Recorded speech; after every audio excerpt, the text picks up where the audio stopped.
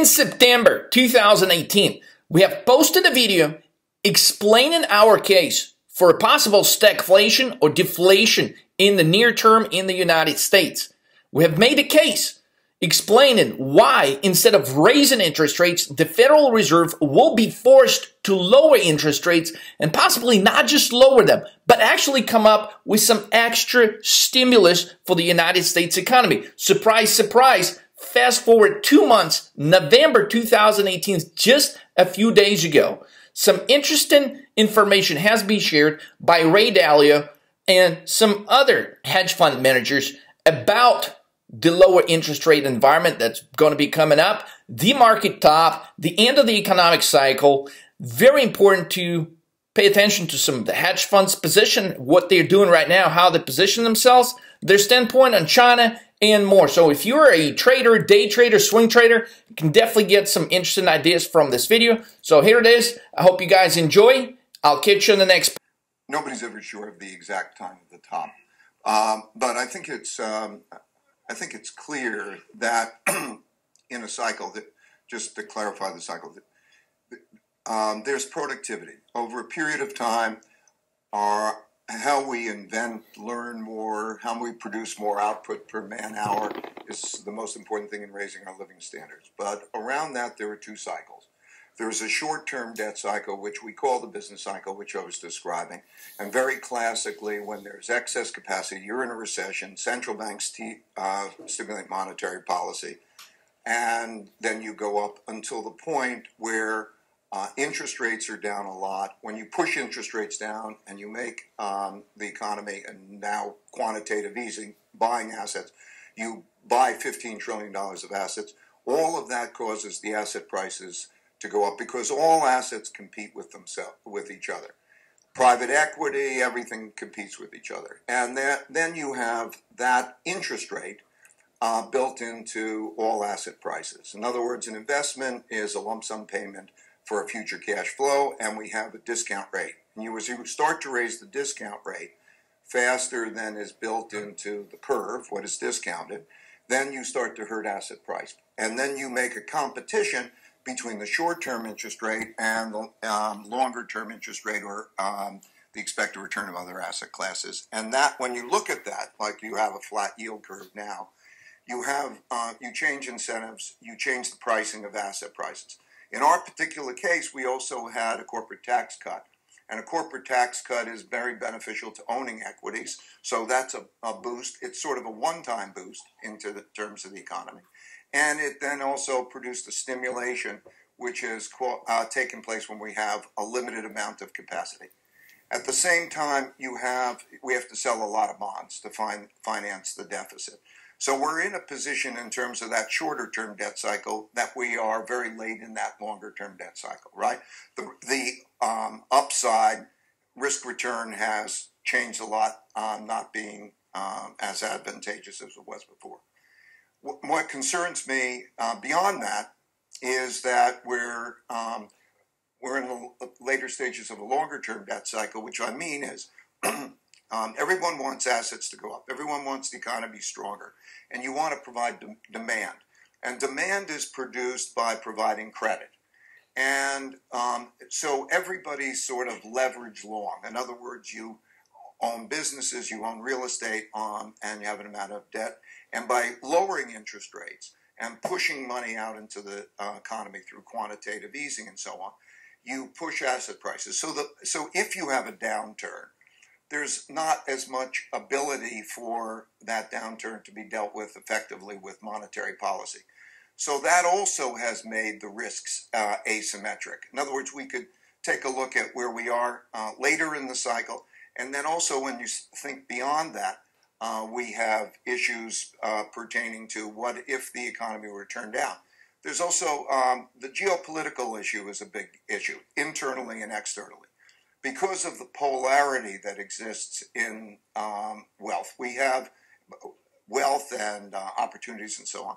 We have an internal conflict, populism, in terms the state is a representation of that. And then we have, and that political risk is a concern, I think, that would be if you have a downturn. So all of those things means that the risk return for equity markets or assets has shifted.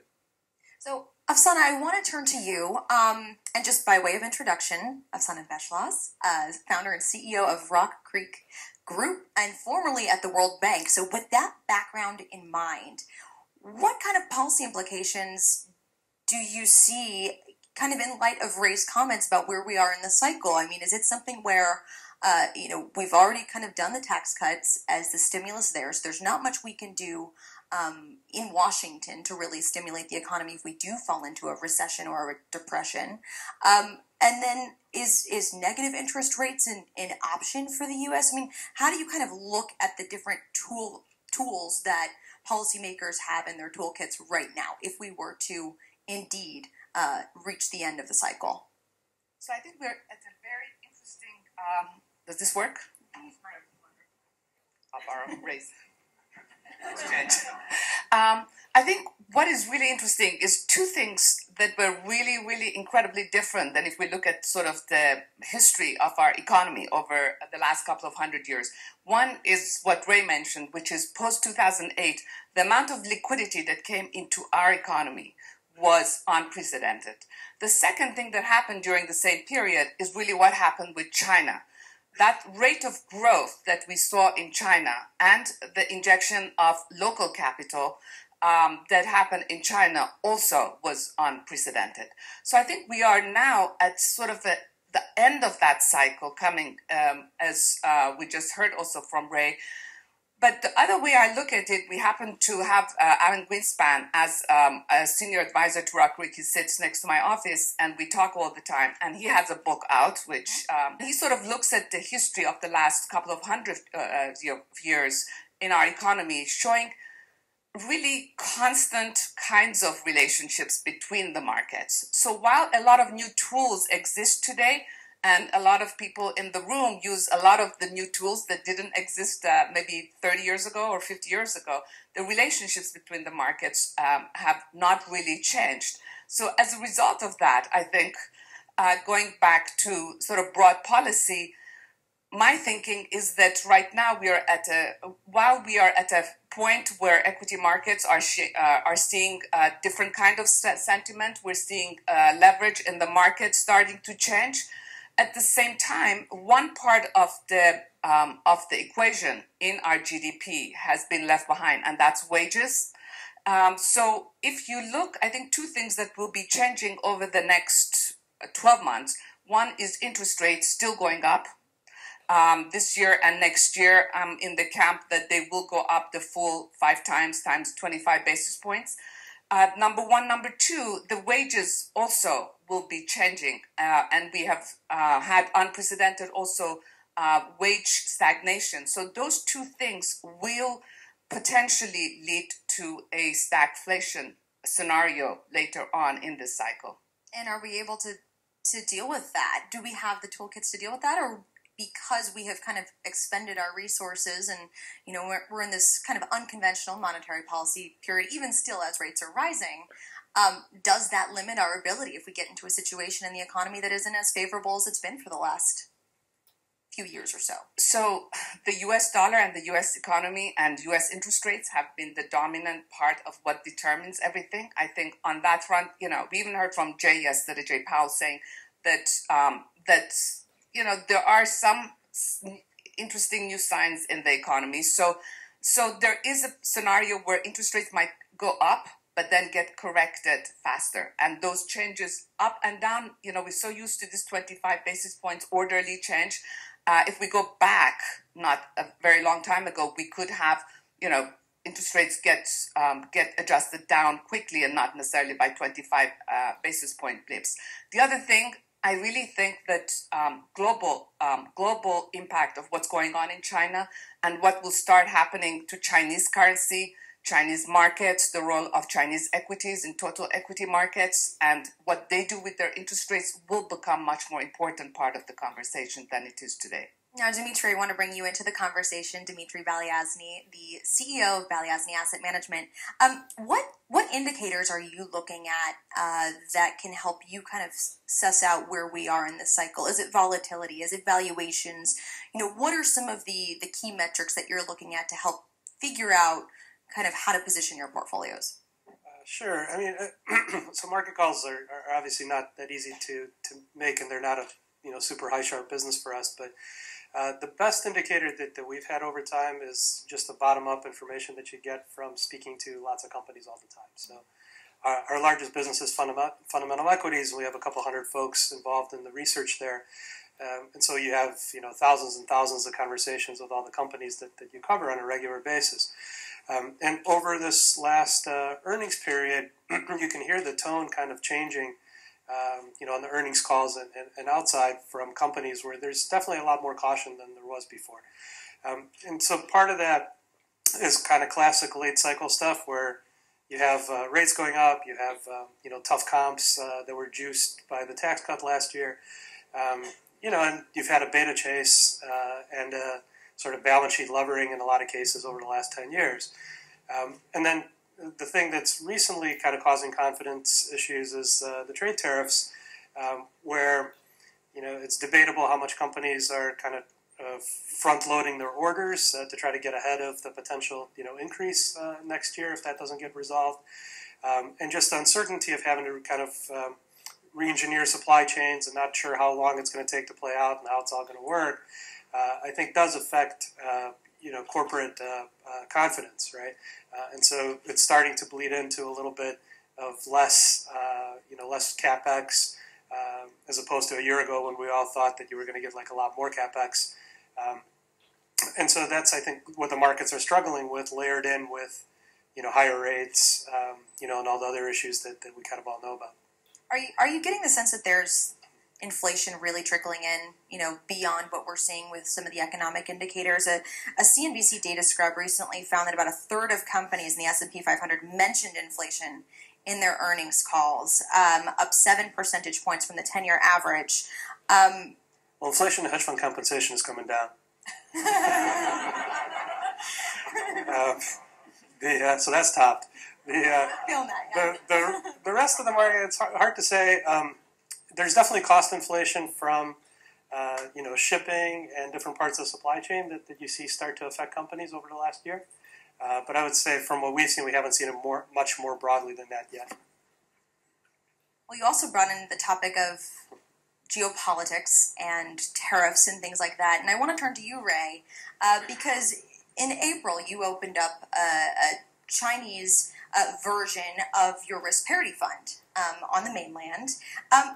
Does the trade skirmish change your calculus at all in doing business in China? How do you think about building a global business in a world where, as you've written about many times, it's increasingly protectionist? What types of strategic changes have you made as a result of all this, if any? It works. I've been going to China since 1984, and I've had the pleasure, the honor of being able to participate in knowing the people, knowing the policymakers, and that whole evolution. And I think there's this goes way beyond trade issue.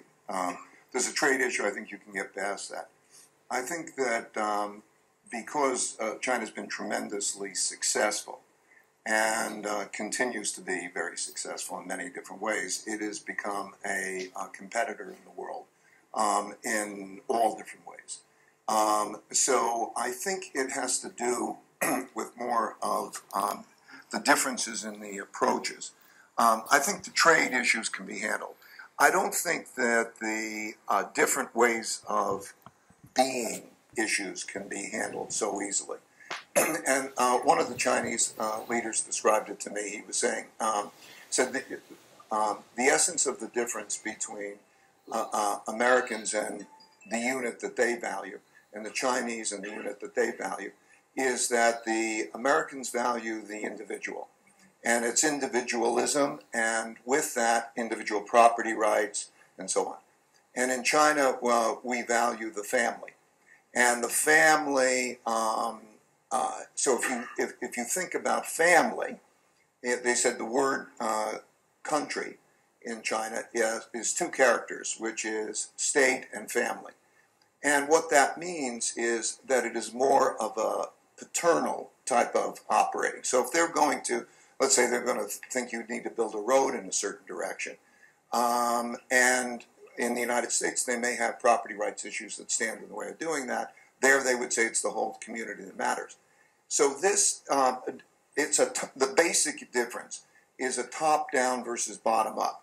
So if you take, let's say, the 2025 plan or something, where there's a vision and a top-down vision that we're going to build out the country this way, and they will coordinate the parts of that vision in terms of having different parts, and it may be the tech companies, and maybe it's the military, and maybe it's all of the parts in pursuit of that mission. And there's a 2025 plan. In the United States, it's very much more bottoms up. So if you were even to take things like video games, I think it's a good example. We would never think that the government should control whether there should be video games, how our children use video games, or matters of education. We have educational challenges. That becomes a bottom-up issue. And in some cases, from a Chinese perspective, they will not want their kids to play that amount of time on video games. They would want to limit it. And so when we're dealing with really ways of being issues, and then you're dealing with that with the geopolitical various other issues, it's a real question of how the two countries will deal with each other. History has shown there's a concept called the Thucydides trap, and anyway, don't worry about it. I've got it. But the idea is when you have an emerging country that's a competitive, strong country competing with an existing power, that there's a risk of conflict. In the last 500 years, there's been 16 times that happened, and in 12 of those times there's war. And so the issue of conflict and how we approach that conflict is going to be an important issue, not just geopolitically, but it will go back to issues like supply lines. Because if both countries feel that they are competitive, then they think, well, where am I going to produce it? If in the United States you produce your computers in China and then you bring them back in the United States, and there's a conflict, then that's a vulnerability. Or if Chinese invest in the United States and they think that could be sanctioned, that's a worry. So I think that this issue is going to be an issue with us that's a long time, and it's going to be significantly beyond just the trade issue. And yet you're expanding your business there. I think if you look at the country in terms of productivity, as I said, there are these cycles, and China's going through its cycle. But I'm very optimistic for the longer-term productivity of that. A bad year in China is going to have twice the growth rate as a good year in the United States, by way of example, right? And so, and I have a tremendous amount, really, of respect for the intelligence and this development. The new China has an energy to it. They have changed what the environment is. The old communist environment and state control is no longer the case. In terms of entrepreneurship and energy, it's a very, very exciting place. So, I'm excited about China. I can't understand how anyone couldn't be excited about China. There's a rivalry, and how we each deal with that issue is an important issue. But it's an exciting place. I love the place. Afsaneh, what do you think about emerging markets, especially this year, where just an ETF, for example, that's a proxy EEM, is down about 25% from its January high this year. We've seen, pockets of turmoil in Turkey, and obviously there are talks of other emerging market economies slowing. How do you play these markets these days? I've been involved in emerging markets for more than 30 years, and as you said, what has become very interesting is in the initial period when we all started looking at emerging markets, there's a lot of inefficiencies. So it was easy to get the return. So we look at 20-year returns, 15-year returns, the returns were pretty high. But the volatility also of these markets were much, much higher. As we sort of come to the last, again, few years, we talked earlier about what's been going on in the U.S. in particular. A lot of these countries did leapfrog and they continue to leapfrog. So on the positive side, the leapfrogging that we saw happen with telecoms and telephones and cell phones is something we're seeing now in emerging markets happen in the medical field, in technology, in the number of entrepreneurs we see, and not just in China, but the rest of Asia and in many, even in Africa, with payment systems getting reformed because they don't have a proper banking system. So those are the positives. The negatives are obviously what we've seen, particularly in the last few years, really. If we look at emerging markets, this year was a bad year, but the last 5 years, given what happened in U.S. markets, let's say, the relative performance of EM was not great. The relative performance of Frontier within EM, which is supposed to do better given the greater risks, was even worse. So I think those were partly related to what happened to these countries, but also partly happened to what happened in our economy on a relative basis. I think what's more interesting is looking forward.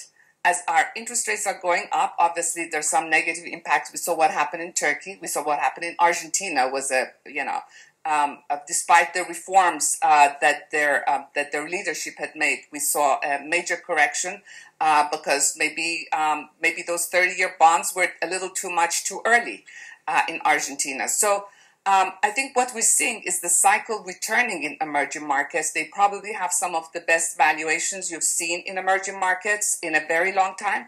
But we haven't seen the trigger point. I think people are still concerned about the risks in these markets. There's sort of still a question whether I should still stay in U.S. markets another 6 months.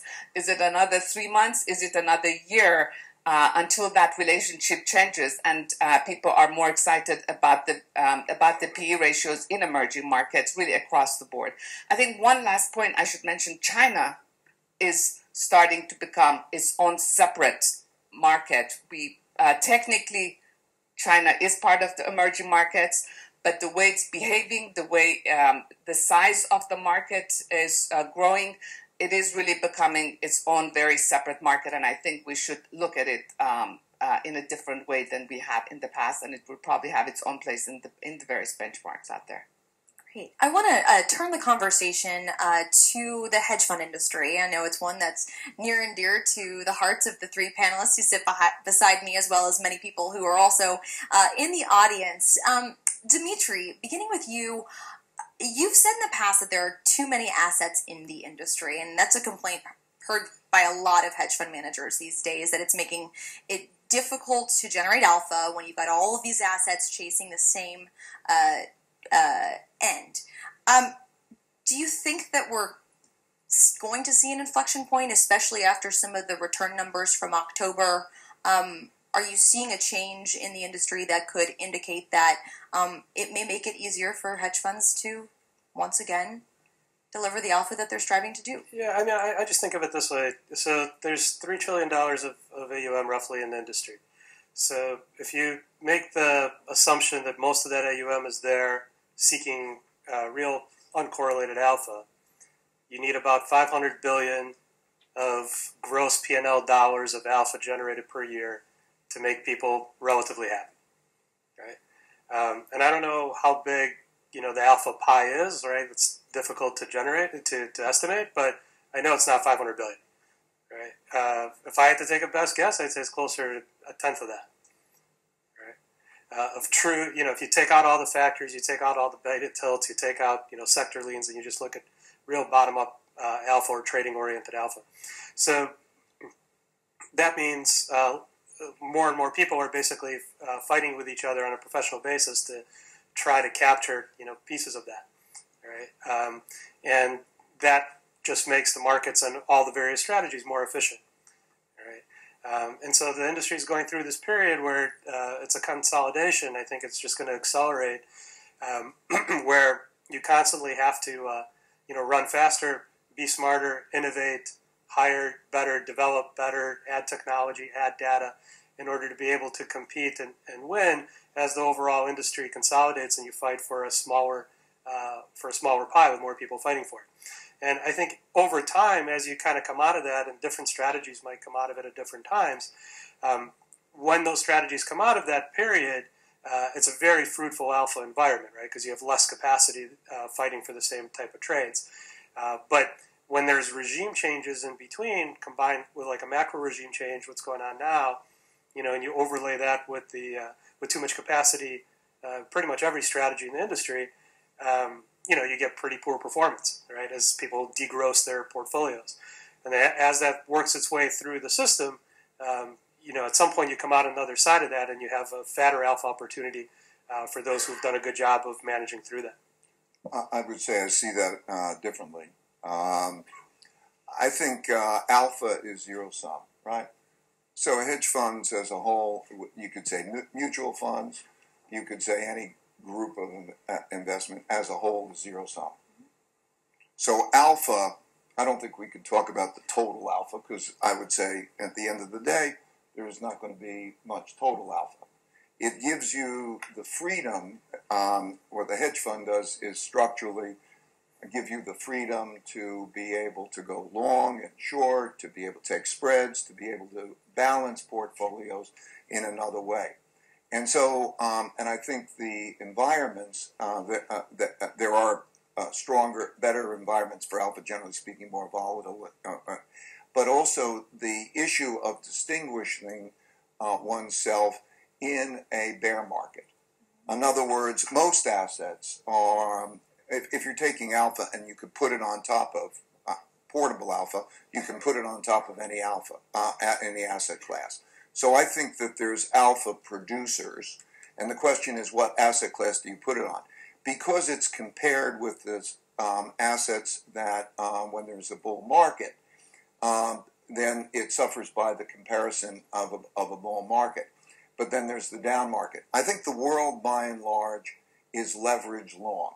And so I think the real question will be how much diversification exists in other portfolios when you have a bear market. And that will be the opportunity to distinguish those who are able to extract alpha from those who aren't. You get into a bear market or a market of volatility, I think that's the issue. I think most investors right now are leverage long. If you say where the market is, it's leverage long. So I think that's you have to create differentiation without much beta being built into the portfolio. That's why I think portable alpha on top of whatever asset class you have as a strategic asset allocation is a better approach. Any investor should have a strategic asset allocation mix. In other words, what will be the neutral portfolio that you hold over a period of time, and then try to seek whether there's alpha, and that should be a zero-sum game, and it'll distinguish the winners from the losers, I think. I was going to sort of take a slightly historical perspective on this. If we look at the history of hedge funds, I think when I was at the World Bank, we started investing in hedge funds. In fact, my predecessors started investing in hedge funds, and Ray can correct me if I'm wrong, but they claimed that World Bank made the $5 million first allocation to the fund. Is that true or not? Yes, it was. My first account was the World Bank. They gave me $5 million in 1985, first institutional account. And I thought, wow, that was an enormous amount of money that I had $5 million. Right, so it is true. Yes, so people have talked about that for years. So I'm glad. Exactly. Of course, we know each other. Of course. And then right, of course. So and then, so moving sort of straight along.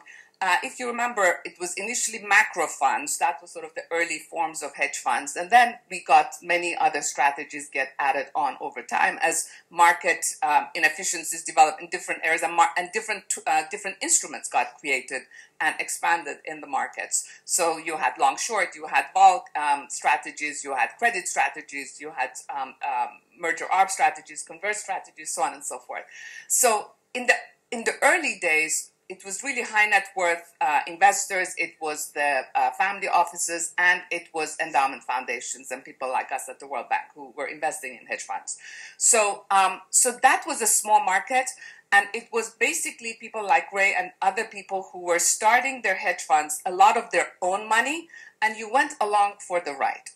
And that the 1% or 2% was important, but it was that incentive fee that really motivated people. Fast forward, I think another one of my friends who's in the room, Mark Anson, who was at CalPERS at the time, and he was one of the first forces of large institutions getting into hedge funds. And what we saw really post-2000 is the size of this industry expanding hugely. So while we were a couple of 100 million, getting to maybe 500, 800 billion in this market, you got this market to double in size over a very short time as these large institutions in the US and then later on the sovereign funds started coming in. And everyone was looking for an institutional form of hedge funds. And at that point in time, a lot of the industry started becoming more like the rest of the asset management industry, which was looking at the fees, which became important. And you were not necessarily investing in a fund where the founder was investing, all of his own or her own wealth in that fund. Fast forward, what I would say is now, as Dimitri said, we have 3 trillion in the market. That has almost doubled, by the way, in the last 10 years. So even though we're saying hedge funds have gone through so much difficulty, even post-2008, it's one of the sectors that's increased the most. But like everything else we talked, everything else does go in cycles.